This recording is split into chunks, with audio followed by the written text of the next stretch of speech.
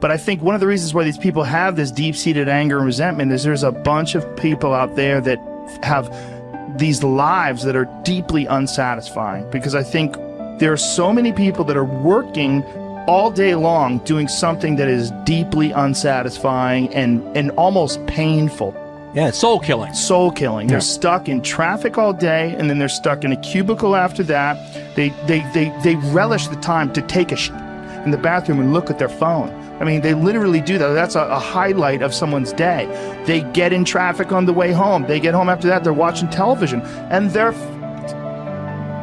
You ever notice that some people seem to want to hang on to stuff that is bothering them?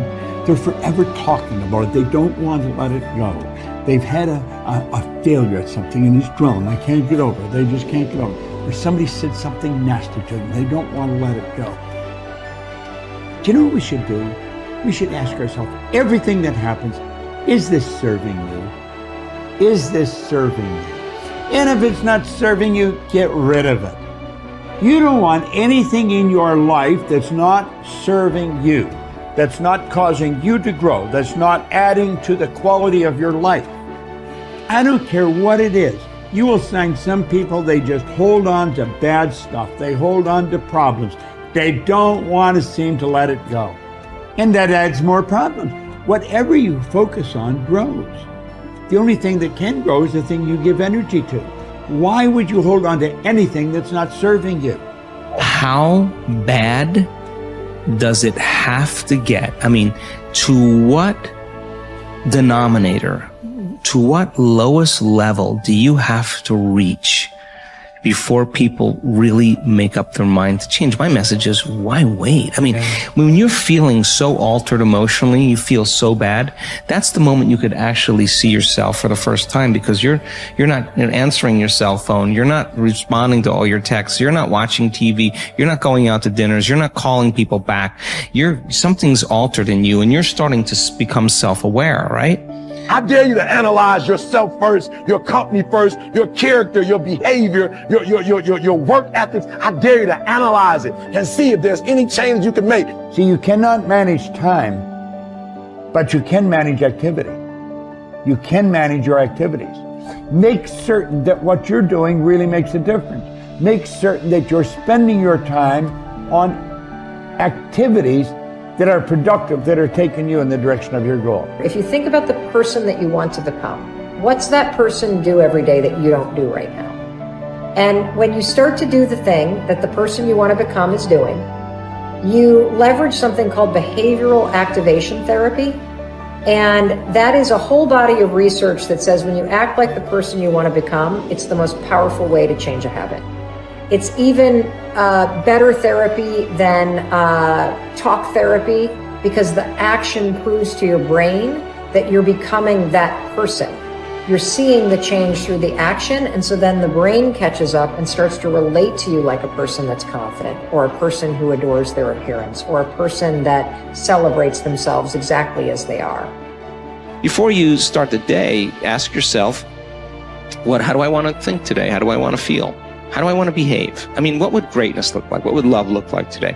What could I do that would be really cool for me at the end of the day? Say, wow, so I had a good day today. What would make me feel that way? And if you can't find an answer to that, start reading. Who reads anymore?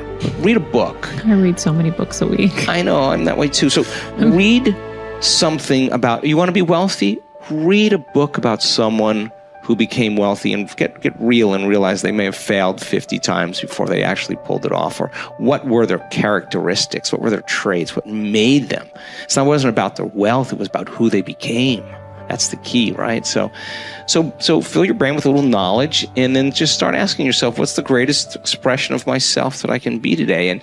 And rehearse it. Rehearse how you're going to be. And then if it leads to a different choice, that's the unknown. Mm-hmm. And just know that it's not going to be predictable. It's going to be a little uncomfortable. That's where the magic happens. If you can stay relaxed and awake in the unknown, things get pretty exciting. When you're back to the known, you're back to the familiar. Don't expect anything to change in your life. And if you say it's that person or that circumstance, you defaulted and went back to the program of the victim, allowing your outer environment controlling your thoughts and feelings. If you truly do this well, This is what I discovered. If I truly feel the feelings of my future before they occur, and I live in that state, I'm no longer looking for it to happen. How could I look for it if I feel like it already has, right? So I try to stay in that state, because then I'm not separate from it. And that tends to be when the magic happens. There's no control anymore. There's no predicting. There's no perfectionism. There's none of. All there is just kind of an experiment. Like, I'm experimenting to see if I changed my thoughts and feelings, if my life will change. And that should be the experiment everybody has. And do it with curiosity, and do it with just seeing if the experiment works. If it doesn't, change something else about yourself until it starts to work. Deciding who are we going to be. You know, we shouldn't hope to end up one day a magnificent, strong, beautiful, capable, kind, loving person. We should start living like that today, hopefully, so that we become that. That who we become is not an accident, but hopefully a purposeful intent. That our days and how we approach our days are literally driven by the intention of who we're going to bring. That we bring our character into each of the circumstances of our lives, and by doing that, maybe we can't always direct every circumstance of our life. We can't control everything, but we can certainly control our responses to them. We can certainly dictate who we're going to be in those circumstances, and that helps us achieve our ultimate destiny that we desire, not one that just lands on us. I think the other thing that really comes to people's into their power is when they really discover that, you know, each of our days is something that we can also design. Not just design who we're going to be. How are you going to design your day? What's this day going to be about? What's going to get your attention? What's going to get your focus? And what should not be getting your focus is just your inbox, or just what I call browser blackout, clicking around on all these blue links or images, or swiping here and swiping there, and then losing 4 or 5 hours of your day. Because what ends up happening for so many people is they lose 2 or 3 hours to distraction each day, maybe 4 hours of distraction of television a day. And over the course of their lives, now a decade is gone of opportunity, a decade of missed opportunities to connect with your family, to achieve your dreams, to work a little harder, to contribute that thing you always contribute, to learn that skill that you wanted to learn. Like, we have to decide on our days. We have to design them. We have to wake up and decide what this day is going to be about, what's going to get done, what's going to deserve our focus, who will we reach out to, instead of just responding to everybody else's needs. Look back over your life and ask yourself, what activities, behaviors, or decisions have been most responsible for my success in life to date? You will probably find that less than 5% of the things that you have said or done have accounted for most of the success you have enjoyed. You may find that it was your unique ability to solve a particular kind of problem or to take advantage of a particular type of opportunity.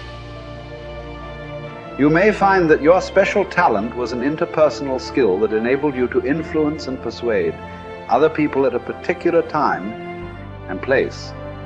You may find, on analysis, that it was an ability to take charge and accept responsibility for accomplishing a particular goal. Whatever has been responsible for your successes in life to date may be a good indication what you should be doing in the future. Analyze your work based on the measure that I call return on energy. Leaders in every field deliberately apply their talents and energies where they can achieve their greatest return on the amount of energy, mental, emotional, and physical, that they invest in any endeavor. They refuse to take on jobs or work in areas where they cannot perform at exceptional levels.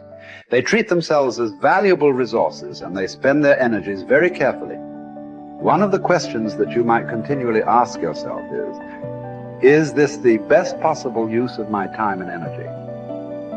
Is what you are doing right now the most valuable thing that you could be doing, given your particular combination of talents and abilities? Often answering this question will help you to see that there is a vast difference between what you are currently doing and what you should be doing if you want to be fulfilling more of your potential. Once you have chosen your ideal job or occupation for this stage of your career, your biggest responsibility is to make the decision to become very good and then to become excellent at what you do. In a lengthy study on successful Americans, the Gallup organization discovered that expertise, or being recognized by your peers as one of the very best in your field, was one of the essential ingredients for success in American life. We said before that self-confidence comes from positive knowing rather than positive thinking. It is only when you know that you are outstanding in your chosen field that you really feel terrific about yourself, and that you enjoy high levels of self-confidence. Men and women who are good at what they do and who know that they are good at what they do are very different from those who are only average. They walk and talk and dress and behave differently.